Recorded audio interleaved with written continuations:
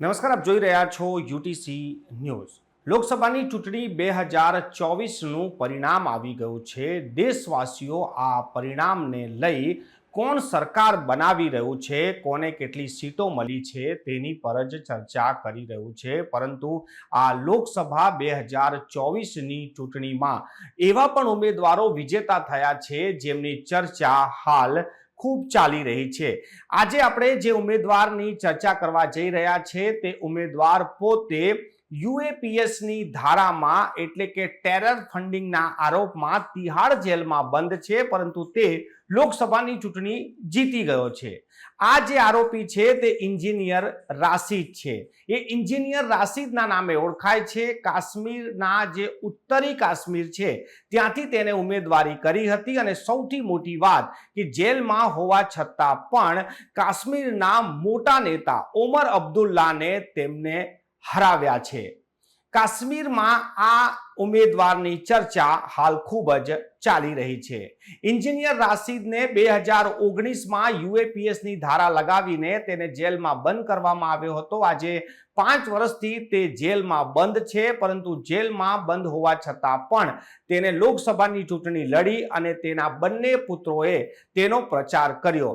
કહેવાય છે કે ઉત્તરી કાશ્મીરમાં ઓમર અબ્દુલ્લા જે વર્ષોથી નેતા છે તેને હરાવી દીધો છે।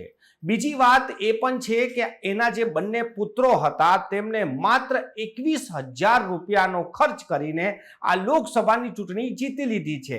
તેમના પુત્રના જણાવ્યા પ્રમાણે કે અમે કોઈ પણ ખર્ચો કર્યો નથી, જનતાએ જ ખર્ચો કર્યો છે, અમારી પાસે નાણાં જ નથી, અમે માત્ર જે ગાડીઓ હતી તેમાં પેટ્રોલ પુરાવ્યું હતું અને અમે ફરતા હતા, પરંતુ લોકો જોડાતા ગયા અને મારા પિતાજીને આજે જીત મળી છે। 2019માં જેની પર ટેરર ફંડિંગનો આરોપ લાગ્યો હોય, જેને યુએપીએસની ધારા લાગી હોય ને જે 2019થી તિહાડની જેલમાં બંધ હોય, એ આરોપી પણ લોકસભાની ચૂંટણી જીતી શકે છે અને ઉમેદવાર જે ઉમર અબ્દુલ્લા જેવા ઉમેદવાર છે તેને પણ તે હરાવી શકે છે। આ જ દેશની લોકશાહીની સુંદરતા છે કે ચૂંટણી કોઈ પણ લડી શકે છે, ફક્ત તેના પર સજા ના થવી જોઈએ। જો તેની પર આરોપ હોય તો તે ચૂંટણી લડી શકે છે જ્યાં સુધી તે આરોપ સાબિત ના થાય। હાલ જે એન્જિનિયર રાશિદ છે તેની પર આરોપ તો ખૂબ જ ગંભીર છે, ટેરર ફંડિંગનો આરોપ છે, એટલે કે આતંકવાદનો આરોપ છે, પરંતુ તે જેલમાં રહ્યા બાદ પણ ચૂંટણી જીત્યા છે।